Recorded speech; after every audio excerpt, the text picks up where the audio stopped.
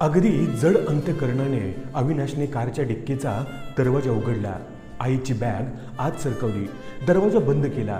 दरवाजाच्या काचेवर ठळक आईची पुण्याई लिहिलेल्या अक्षराकडे पाहून त्याचे डोळे पाणावले. कारचा दरवाजा उघडला, आई आत बसली आणि गाडी निघाली. दोघेही शांत होते. बाबा गेल्यावर सर्व घराची धुरा सांभाळत आई बाबा दोघांची जबाबदारी आपल्या सर्व आशा आकांक्षा बाजूला गुंडाळून आईने प्रचंड ताकदीने पेलवली होती. बाबानंतर बाबांच्या पेन्शनच्या पैशातून त्यांच्या स्वप्नातील त्यांचे घर चालवत एकुलता एक अवीचे उच्च शिक्षण, एका नामांकित कंपनीत मोठ्या पॅकेजची नोकरी, उच्च विद्याविभूषित संस्कारी घरातील मुलीशी विवाह, एक गोंडसाजीच्या छत्रछायेत वाढलेली संस्कारी कन्यारत्न आणि गेल्या गुढीपाडव्याच्या दिवशी आवीच्या स्वप्नातली त्याला घेऊन दिलेली ही कार, सर्व आवीच्या जमेची बाजू होती. 7व्या महिन्यात जन्मलेली मनू कदाचित वाचणार नाही असे डॉक्टरने सांगितल्यावर सर्व देव पाण्यात टाकून बाबांचे वर्षश्राद्ध न करता सतत 20 दिवस आई दवाखान्यातून हलली सुद्धा नव्हती. मनू आज 10 वर्षांची झाली तरी आईपेक्षा आजीच्या सानिध्यात राहूनच तिने उत्तम संस्कार आत्मसात केले होते. त्याचा परिणाम पण असा होता की शाळेच्या पालक सभेत जाणे आणि मनूची प्रशंसा ऐकून घरी परत येणे याशिवाय अवी आणि उच्च विद्याविभूषित पत्नी जयंतीकडे पर्याय नव्हता. सर्व काही ठीकठाक चालले होते. आईचे सर्व काम स्वतःच करत होती. आजपर्यंत आईने अवीकडे 1 रुपया देखील मागितला नव्हता. नियमित चालणे, धार्मिक ग्रंथाचे वाचन, न चुकणारा हरिपाठ यामुळे तिला दवाखाना माहीत नव्हता. पण सर्व सुखात चालले तर दुःखाने कोणाच्या खांद्यावर डोके टेकवायचे. उच्च विद्याविभूषित संस्कारी घरातील सून आणण्याचा आईचा निर्णय कदाचित चुकला होता. सुंदर, सालस, संस्कारी, गर्भश्रीमंत होती, पण माणसाला माणूस आणि प्राण्याला प्राणी समजण्याची कला तिला अवगत नव्हती. छोट्या छोट्या गोष्टींमुळे, मैत्रिणींच्या सल्ल्यामुळे, माहेरच्या गुजगोष्टीमुळे तिने गेल्या 3 महिन्यापासून अवीचे अक्षरशः डोके खाल्ले होते आणि गेल्या 15 दिवसापासून अवीशी अबोला केला होता. विपन्न अवस्थेत असलेला अवी प्रचंड मानसिक दबावाखाली जगत होता. त्याच्या मनात अस्तित्व निर्माण करणारी जननी विरुद्ध जन्मजन्मांतरी साथ देणारी पत्नी यांचे पारंपरिक युद्ध तो प्रत्यक्षात अनुभवत होता. याचा पूर्णविराम त्याला हवा होता.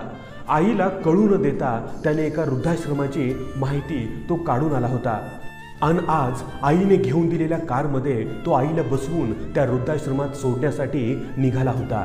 आणि ते पण आईला याची पूर्वकल्पना न देता. त्याच्यासाठी हा दैव दुर्विलास. गाडी गल्लीतून मुख्य रस्त्याला लागली. ताकदीने पळण्याची क्षमता असूनही गाडी फारच कमकुवत मनाचा चालक बसल्यामुळे अगदी चालकाच्या सोयीप्रमाणे चालत होती. आईने पॉकेट ज्ञानेश्वरी काढली आणि वाचत बसली. आईने अवीला एका शब्दाने विचारले नव्हते की तो तिला कुठे घेऊन जात आहे. कदाचित तिला कळले तर नसेल. त्याच्या मनात एक संघर्ष पेटला होता. आयुष्य घडवणारी आई का आयुष्याच्या शेवटपर्यंत साथ देणारी पत्नी. पण आई माझ्या भावना समजावून घेईन आणि माझ्या निर्णयाला नेहमीप्रमाणे समर्थन देईल या भावनेतून त्याने आईला न सांगता हे पाऊल उचलले होते. पण आईला प्रत्यक्ष बोलण्याची हिंमत त्याच्यात अजिबात नव्हती. काय सांगू, कसे सांगू या विचारात गेल्या 90 दिवसांपासून होता तो. एखाद्या मालिकेमध्ये एकाच भागात संपणारा विषय 3 महिने घोळावा आणि त्यातून काहीतरी अनपेक्षित बाहेर यावे तसाच हा विषय होता. समोरील चौकातून गाडी डावीकडे वळली. महिन्याच्या वारीसाठी एकादशीला नाथ महाराजांच्या दर्शनाला जाणाऱ्या आईचा अगदी पाठ झालेला रस्ता असल्याने आईने त्या रस्त्याचे दर्शन घेतले. हळव्या मनाच्या आवीच्या डोळ्यात अश्रू थांबत नव्हते, सतत गालावर ओघळत होते. गाडी वृद्धाश्रमाच्या दिशेने चालत होती. आवीच्या मनातला संघर्ष तीव्र होत होता. जगण्याची कला ज्या गुरूंनी शिकवली होती त्यांना तो अखेरचा श्वास कुठे घ्यावा हे शिकवायला निघाला होता. त्याच्या माथी आज भयंकर संकट धर्मयुद्धाच्या रूपाने उभे होते. कोणत्याही परिस्थितीत अपयश त्याच्याच पदरी पडणार होते. अत्यंत रहदारीचा रस्ता असल्याने त्याची नजर फक्त समोर होती. दूरवर एक रसवंती दिसली. रसवंतीवर थांबून मन मोकळे करावे असा विचार त्याच्या मनात आला. सर्व आईला सांगून मोकळे व्हावे, आई जे म्हणेल त्याला सामोरे जावे असा विचार त्याने केला. गाडी थांबली. वेड्या वाकड्या लाकडावर उभ्या केलेल्या 4 पत्र्याच्या शेडमध्ये एक चरक उभे केले होते। चरकाच्या वर विठ्ठलाचा फोटो आणि त्याच्या शेजारी एका तरुणाचा हार घातलेला फोटो होता। एक आजीबाई चरकातून ऊस ढकलण्यात आणि चरकासमोर उभे राहून पिळून निघालेला ऊस आजीबाईंच्या हातात पुन्हा देण्यात एक तरुण स्त्री मग्न होती। ऊसाचा शेवटचा थेंब आपल्या पदरात पाडून घेण्यासाठी त्यांची धडपड वाखणण्याजोगी होती। एका इंग्रजी शाळेच्या गणवेशातील 9-10 वर्षाचं पोर टेबलवर पिण्याचे पाणी ठेवत हापका फूल गोड आवाजात विचारत होती। अंगठा आणि तर्जनी ताणून दाखवत आवीने तिला फुल रस पाहिजे असा इशारा केला। ती चरकाकडे वळाली, रस आणून ठेवला। नाव काय ग तुझं? कुतूहलाने आईने त्या मुलीला विचारले। माय नेम इज भागीरथी सांगत ती आपल्या कामात व्यस्त झाली। आईने रस पिऊन संपवला। आवीने अजून ग्लासला हात लावला नव्हता। आवी विचारात मग्न होता आणि आई निरखून त्या तरुणाच्या फोटोकडे पाहत होती। चरक बंद झाला होता।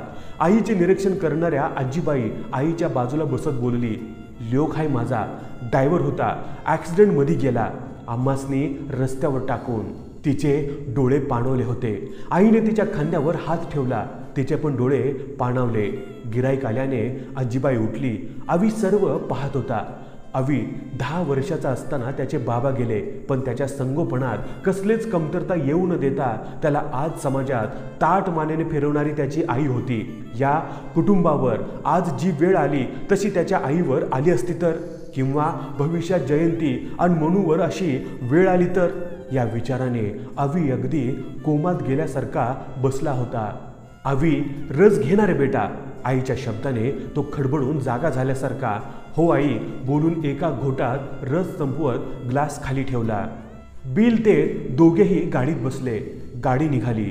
इकडे मात्र जाताना म्हातारीने कसली कळमट पर्स ठेवली म्हणून उत्सुकतेने जयंतीने ती उघडली। तिच्या नावे केलेली 15 लाखाची एफडी आणि मनूच्या नावे केलेली 10 लाखाची एफडी, आईचे काही जुने दागिने होते त्यात।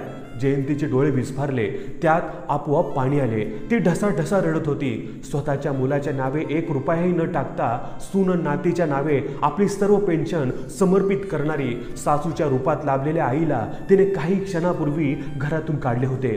आज ती स्वतःच्याच नजरेत अपराधीच झाली होती। तिने फोन उचलला, आवीला लावला। फोन वाजला, जयंतीचा होता। उचलला नाही, पुन्हा आला, उचलला नाही, पुन्हा वाजला, पुन्हा उचलला नाही। काय झाले किंवा काय केले यासाठीच फोन असणार याची त्याला कल्पना होती।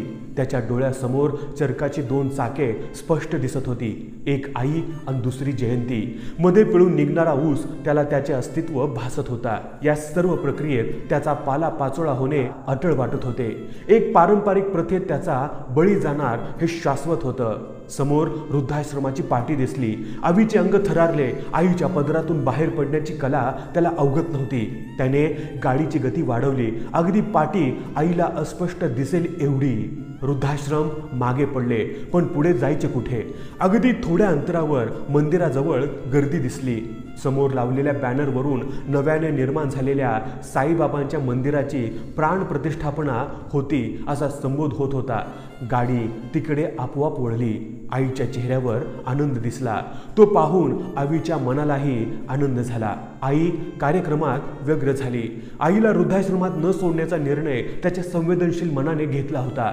काहीही किंमत मोजावी लागली तरी चालेल, पण शेवटच्या श्वासापर्यंत आई माझे अस्तित्व बनून राहील असा ठाम निर्णय त्याने घेतला होता। आपण आईला कोणत्या कारणाने आणले हे आईला कळले नाही याचा आनंद त्याच्या चेहऱ्यावर ओसंडून वाहत होता। कार्यक्रम संपला। आत्तापर्यंत जयंतीचे जवळपास 30 कॉल त्याने मिस केले होते। आईला सोडा, लवकर या, याशिवाय ती काय बोलणार म्हणून त्याने तिचे कॉल रिसीव्ह केले नव्हते। आई अगदी तृप्त मनाने आणि आनंदी चेहऱ्याने देवळाच्या पायऱ्या उतरताना दिसली। आवी लगबगीने तिच्या जवळ गेला, दर्शन घेतले। तिच्या हातातील प्रसादाची वाटी घेऊन गाडीपर्यंत येऊन आईला गाडीत बसवले। एक नवी ऊर्जा, नवा जोश संचारल्यागत तो वेगाने गाडी घराच्या दिशेने पळवत होता। गाडी दारात येऊन थांबली। जयंती पळत आली आणि गाडीतून उतरण्याच्या तयारीत असलेल्या आईला अक्षरशः ओढत तिच्या गळ्या पडून रडत होती। रडत रडत फोन का उचलत नाही म्हणून आवीला भांडत होती। अवीसाठी हे चमत्कारापेक्षा तिळभर सुद्धा कमी नव्हते. 6 वाजले तरी मनू शाळेतून आली नाही म्हणून जयंती चिंतित पण होती. अवीने व्हॅनच्या चालकाला फोन लावला. त्याने सांगितले की मनूला घरासमोर सोडले. आता अवीची आणि जयंतीची चिंता खरोखरच वाढली.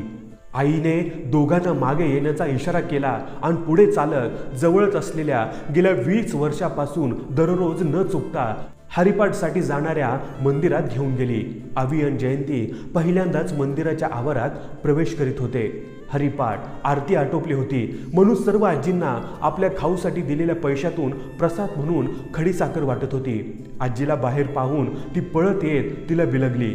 आजी, आज आपला प्रसादाचा वार होता ना, तू नव्हती म्हणून मी आले. माझं काही चुकलं का? अशी मनू म्हणाली. माझ्या बाळाचं काही चुकतं का?